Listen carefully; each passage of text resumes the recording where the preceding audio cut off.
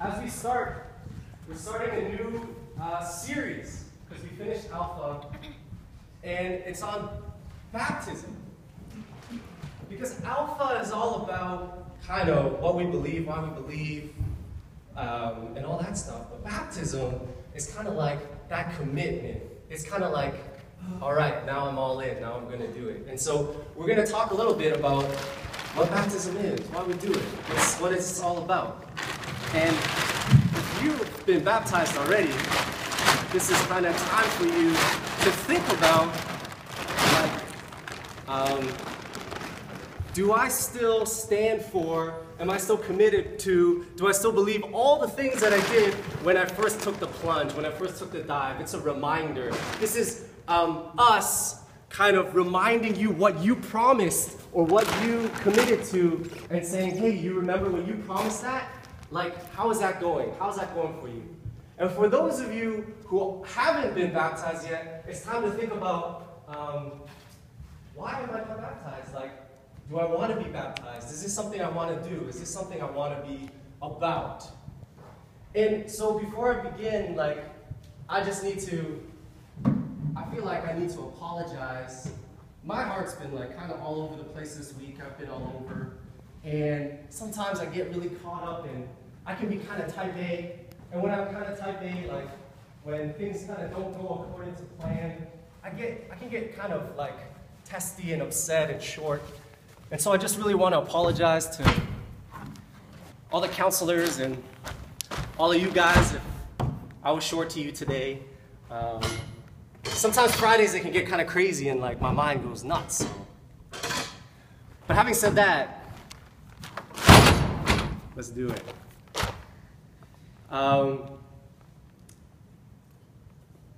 One of my favorite quotes is a quote by Thoreau. He's like kind of this philosopher, writer, dude.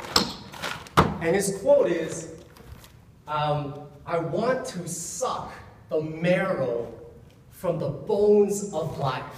I want to suck the marrow from the bones of life. And I mean, I love that quote because what Thoreau is saying is that life, I only get one. It's like a fine meal. And you know, when you have like this really fine meal, one of my favorite foods is oxtail soup. And sometimes the oxtail soup is so good that even when you're finished, you want to suck the marrow. You want to suck the marrow from the bones. You want to have like every little bit. Like you want every little bit of life that you can get. And Thoreau is like, yeah, let's take as much life as we possibly can. That's a really good quote. It's kind of like an orange. You know, you only get, if life is like an orange, you only get one orange. And you have like a certain amount of time to squeeze as much juice out as possible. You know what I'm saying? Like, everybody has one life. And it's like, let us try and squeeze as much life, as much of that orange, get as much of that juice as we possibly can. So, why not have an object kind of thing? I have here 5 oranges, and I'm going to ask Diana to pick 4 students and 1 leader. And we will give you 2 minutes to try and get as much juice from that orange, from your orange, into your cup. Does that make sense? Don't worry, there are napkins, and there's a tarp. What could possibly go wrong? So Diana, at this point, like, feel free to grab like 3 or 4 or 4 people, and if you want to embrace this challenge and try and get juice from that orange, feel free to stick up your hand. I want to do this. We got some volunteers already. I want to do this. 4. We made the job easy. All right. Brilliant. And Peter. And Peter. Youth, your goal is to try and beat Peter. Why is Peter an expert in this? So if you can face like that way, face the bright lights. And we will give you 2 minutes to try and squeeze as much juice out of your orange as possible. Like Thoreau says, let us suck the marrow out of life. Let us squeeze the juice out Peter. of orange. No, you're just what? I didn't hear the part about no knife. No knife. Peter. Oh. No knife. It's not fun with them. All right, I will count to 3 and you may Can I begin. wait? Can I use my mouth? You can use whatever is on your person. Use your keys. Wait, I can use my keys? Does someone else want to do it? No one else No. No keys, right? Okay. You can use your flesh. Use your glasses. Whatever is Okay, organic. no external tools other Yes, than you know what I'm talking what about. God gave you. Yes. Great. All right. I'm gonna count to 3 and you guys can go at it. 1, 2, 3, go. Let us squeeze the juice out of the orange. We have a 2-minute time limit. A 2-minute time limit. There is some juicing going on already. Alicia is going. And somehow Erica looks like she took a big bite out of her orange and is like pouring the juice right out. She is wringing it like a wet piece of clothing. I don't know what's going on. Andrew has taken a strategy of peeling piece by piece and squeezing. Also, very interesting. I'm standing back because I felt orange juice on my body. Get it in the cups, not on my person. Peter has decided to do a kind of like an amalgamation of just get it in the cup, bro. Get it in its cup, There's no bro. plan. Okay. We have 30 more seconds. 30 more seconds. I think Angela is, yes, she is doing the Angel technique piece by piece, breaking it down like an engineer. You know what?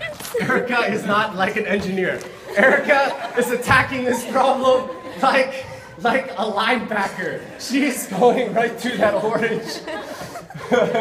It's crazy. We got 10, 9, What? 8, Joking. 7, 6, 5, 4, 3, 2, 1. You can't put orange, it's got to be only juice. 1. Bam. Wow, that's a lot of juice, guys. Wow. That was- Okay, Andrew, we got like 80% of the juice outside the cup. But that's okay, I appreciate that effort. Love my OJ. You guys are more than welcome to drink what you squeeze. Are we getting anything for that? Alicia is pretty high. I think the highest though is Angela. Way to go, Angela. Why, that's not high? DQ! DQ! And I don't mean Dairy Queen. DQ! Dang it. I was going for, like unique. I'll give you style points. Okay, guys, thank you. Find a seat. Everybody give these guys hands. Oh, there's napkins over there, right on that chair. Oh, gross. No. Pass me a napkin. Oh, So Thoreau, he says, I wanna suck the marrow from the bones of life.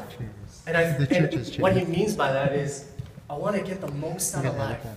I wanna squeeze life like an orange and get as much juice as possible. I just wanna wring it out.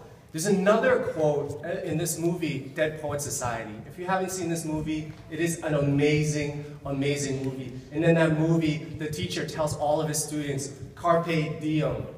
And Carpe diem means seize the day.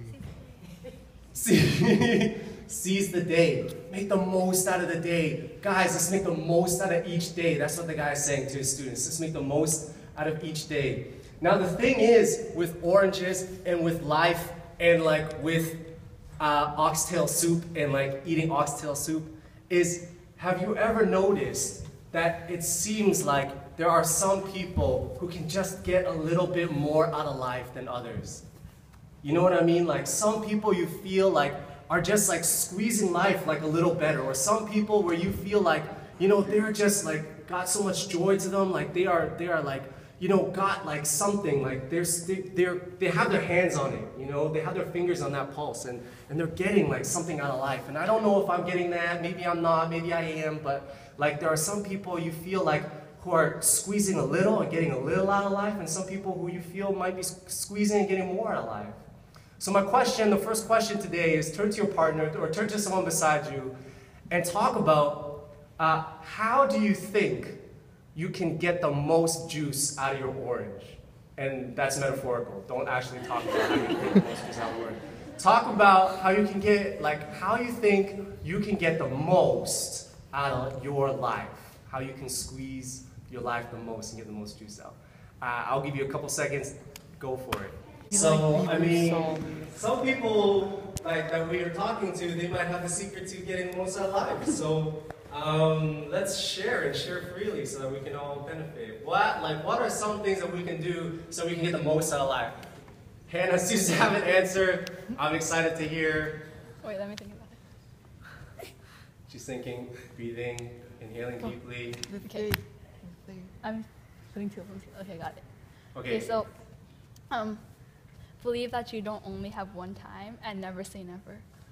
Believe that you don't only have one time and never say never. That sounds very familiar. It's like some kind of mantra that I've heard before. I don't know. Okay, interesting. Believe that. I don't really know what the first part of the line is either, but never say never. Sometimes you can shorten your life by never saying never, but okay, but I'll take that. I'll take that. Anybody else have an idea on how you can make the most out of life? Yeah. Easy, but I think that if you can't find one thing in your day that's made you happy, you kind of wasted your day. So if you can't find one thing in your day that's made your day happy, if you can't find one thing in your day that makes you happy, you've wasted your day. So to look for things in your day that make you happy. And I think that's a great point. And a lot of times it's perspective, right? Like sometimes, two people can have the exact same day, and one person can think that it was good, and some person can think that it was sucky. I think of all the time I'm with my mom, and we have the same meal, and I was like, oh man, it was so good. I never get a chance to eat this food. It's amazing. And I'm like, how do you like it, Mom? And she's like, it's okay. I'm like, oh man, that sucks. This is really good. Anybody else? How you can make the most out of life? One or two more. Yeah. If you go through your day and you didn't make anyone smile or anyone laugh or anyone have emotion, it's kind of wasted your day. I mean, you gotta have connections with people, build up relationships during the day, or else there's really no point to life, right? I mean, life is all about relationships. Interesting. Life is about relationship. You can make the most out of your life by investing into other people. I like how Erica put it. She kind of went, make them smile, make them happy, make them feel emotion. Emotion is such a huge word, but okay. I'll think about that. What more? I saw another hand up. Yeah. You miss every shot you don't take. You miss every shot you don't take. So take more shots. Boom.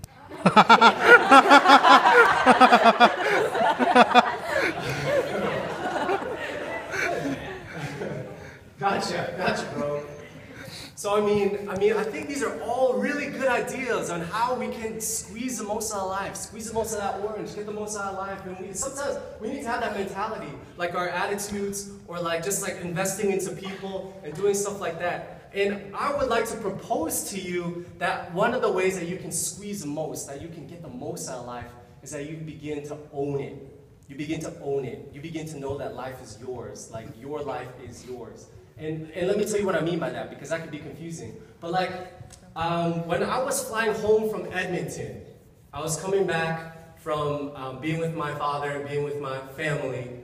I was sitting down, Air Canada. I got that TV screen in front of me. I was settling in for one or two movies, and I felt this nudging in the back of my chair. I'm like, this is weird. What's going on? And then it felt right in the base of my spine. And I turned around, and there was this little child with earphones, and he was watching something, but he was kicking the back of my seat, constantly kicking. And I'm like, oh man, if it's like 2 hours of this, I am going to flip a lid. But I was like, okay, it's a child, like, calm down, Al, like, probably doesn't know what he's doing, like, and I tried to be good. And then kid kept on going, and then I turned around, like, and then I was like, okay, I had it, like, I'm gonna turn around and talk to this child.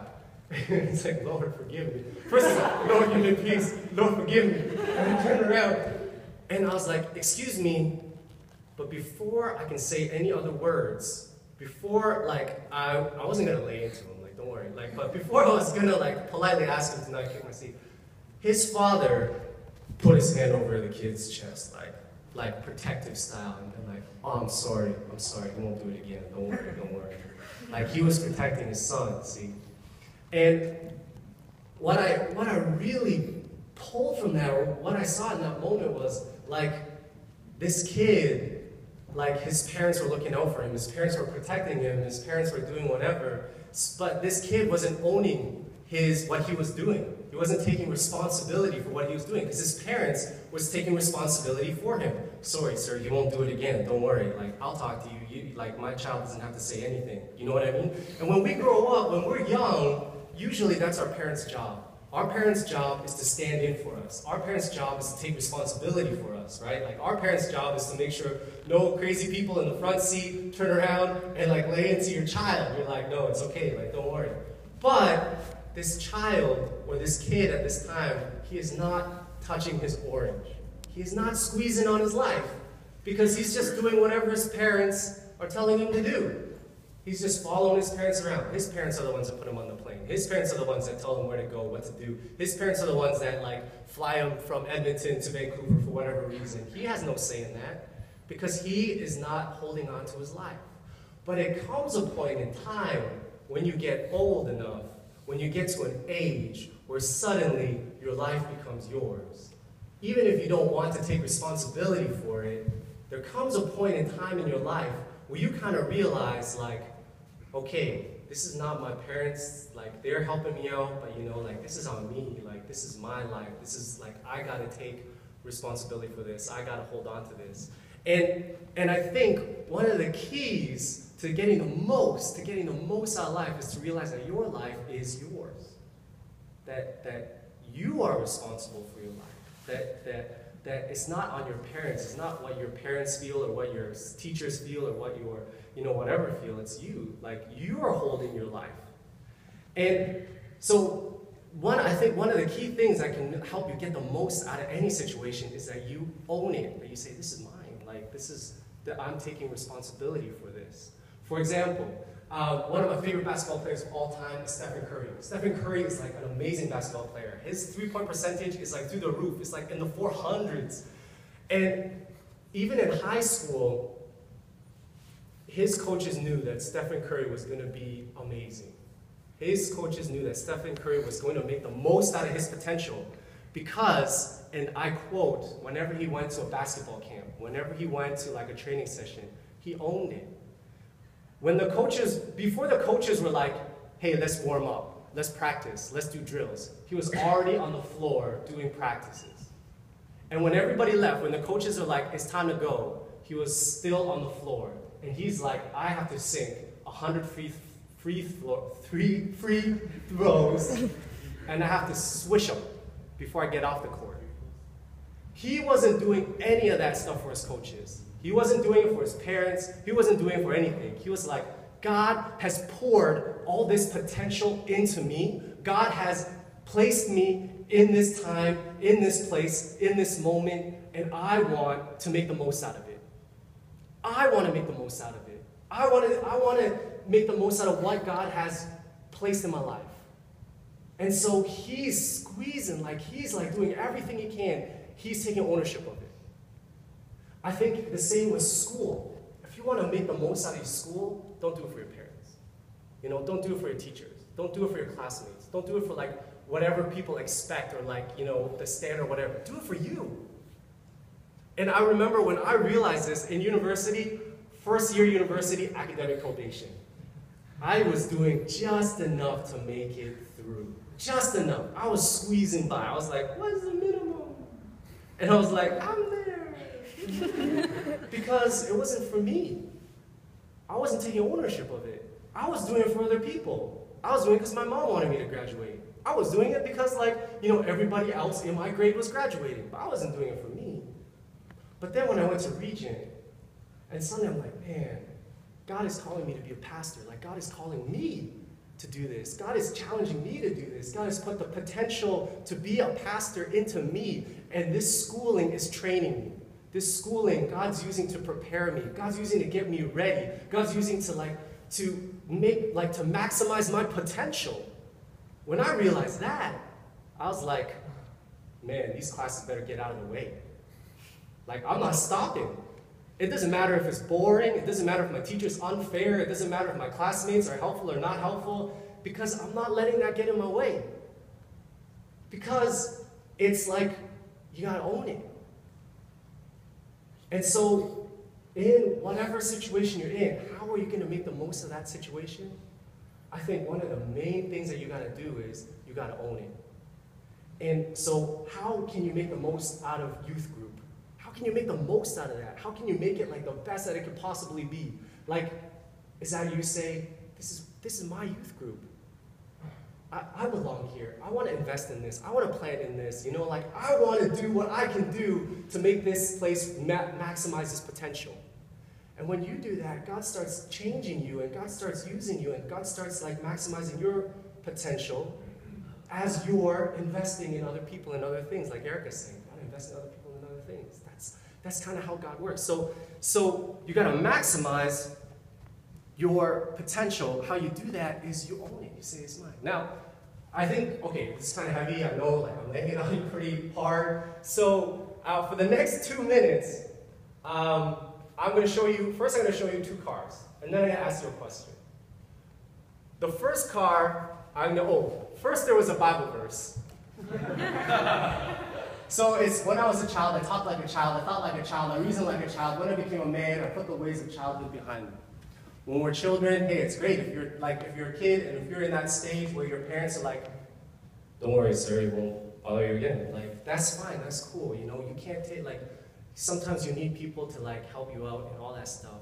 But when we grow, when we go do that stuff, when we become like adults, part of that is beginning to take responsibility, to be like, hey, this is, you know, I want to invest in this. Like, this is for me, like God putting the potential in me, and I want to maximize it. You know, not for anyone else, but for what God wants to do with me.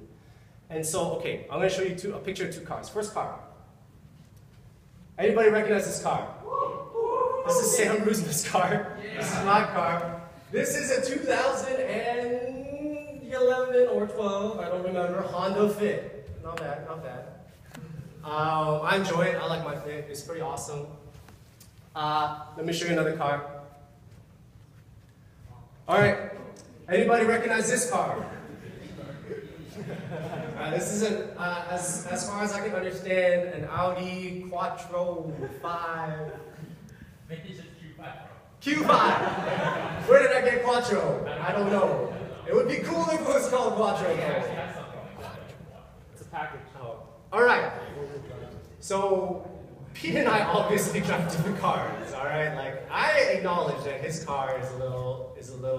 It's a hotter ride than my car. But I mean, I acknowledge that. I'm happy with my car though. For 1 minute, turn to a person next to you and tell the person your dream car. Red Ferrari. Dream car. You know the model and the make. So let's get some shout outs. What is your dream car? Do we have any Ferraris in the house? Tesla Roadster. I like it. It's like ecological. Anybody have any other dream cars? There's a plane. There's a dream plane. My word. That is wild. Anybody else? Oh, Megan, you said you had a dream car. What's your dream car? Oh, a Jeep. Jeeps are pretty sweet. That was my wife's dream car. Anybody else have a dream car? Yes.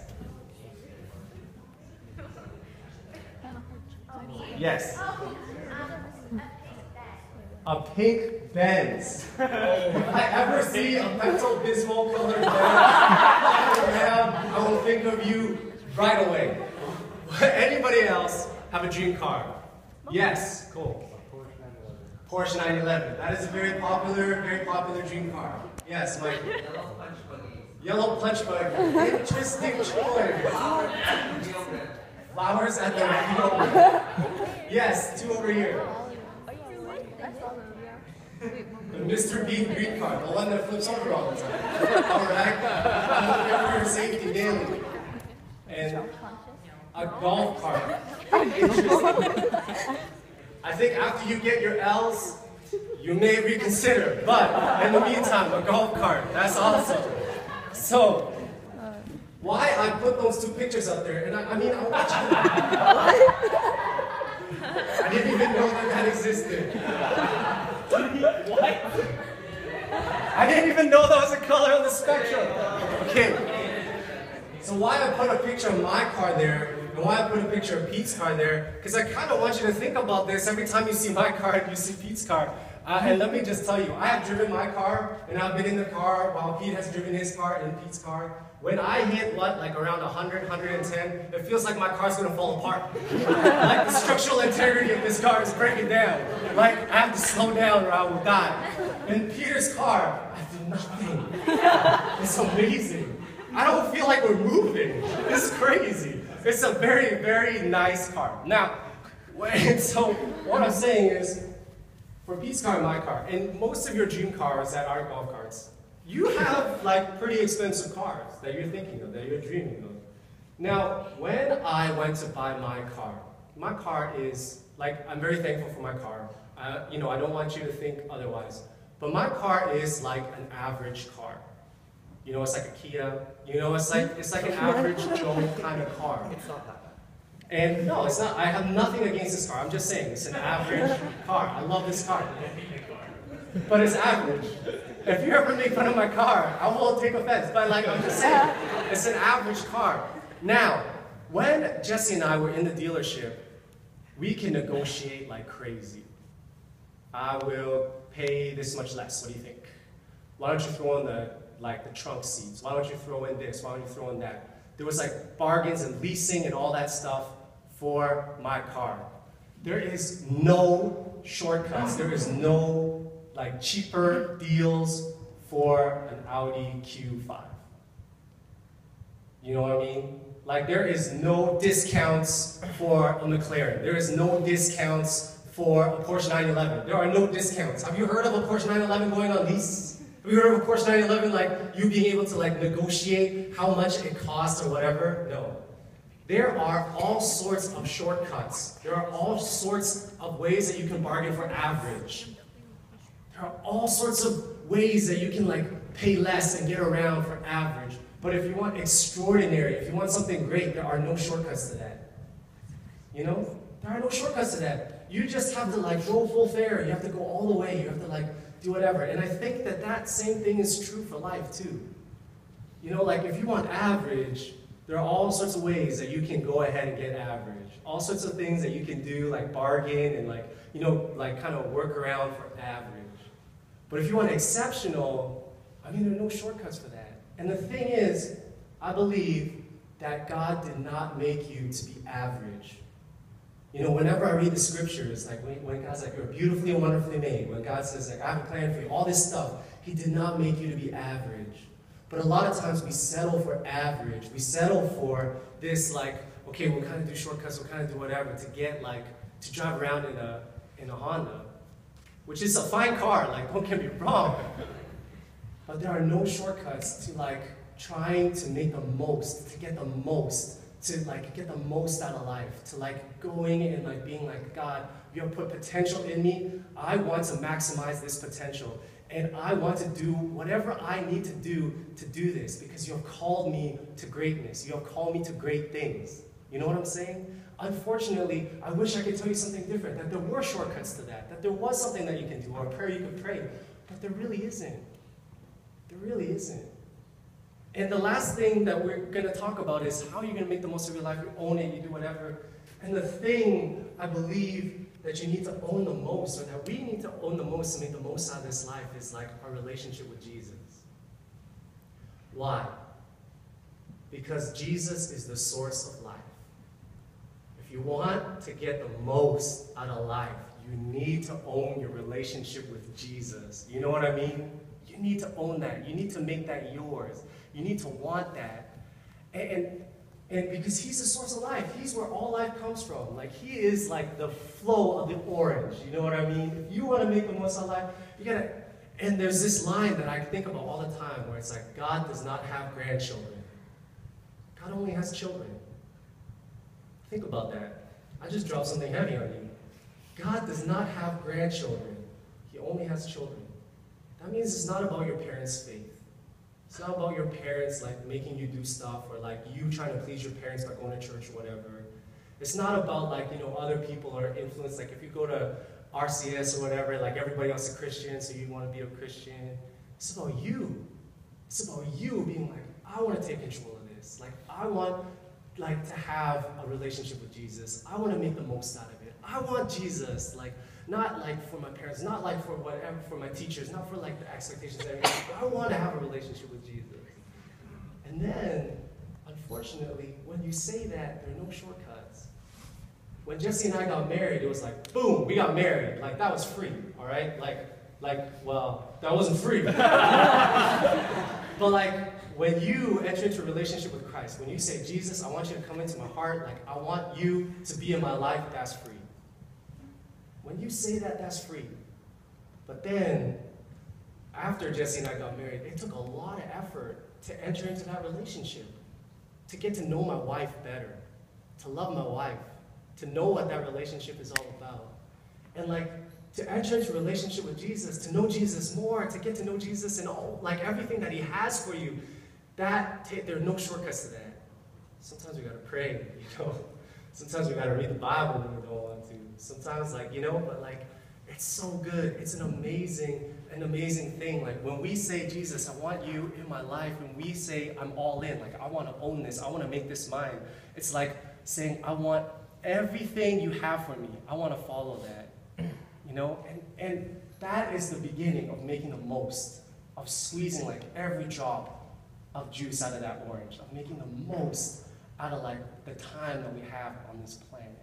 You know what I'm saying?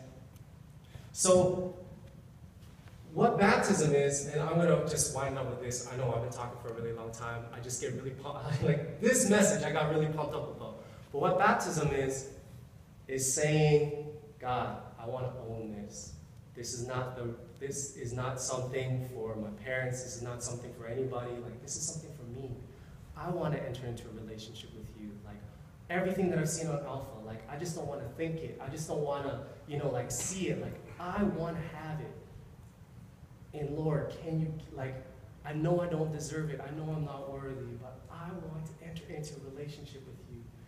Can you help me with that? Can we do that? And God is gracious, he's compassionate. Like, I believe anybody who prays that prayer, anybody who says, like, oh, God, I want you to come into my life, like, he's like, no problem, that's free. No need for an engagement ring. It costs money. No need for, like, all these days. No need for any of that stuff. God's like, let's do it. I want you in my life, too. But then, if you want to start having a great relationship with Jesus, like a great one, then there's no shortcuts for excellence. There's no shortcuts for greatness. There's a lot of shortcuts for average. So, if you're baptized, that's something to think about. How's your relationship with Jesus? Is it yours still? Is it something that you want? If you're not baptized, do you want to enter into a relationship with Jesus?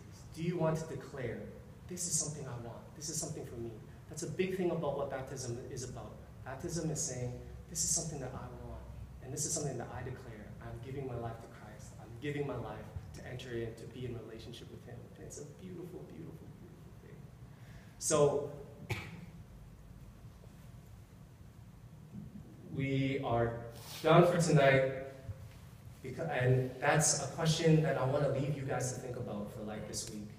Where's your relationship with Jesus? Do you want to enter into a deeper relationship with Jesus? If you're thinking about getting baptized, I encourage you to talk to one of our counselors. And we're going to make that happen. If you're interested in getting baptized, we want to make that happen because that's an amazing thing. So I'm just going to pray for us real quick, and then we'll have chill time. So let's pray.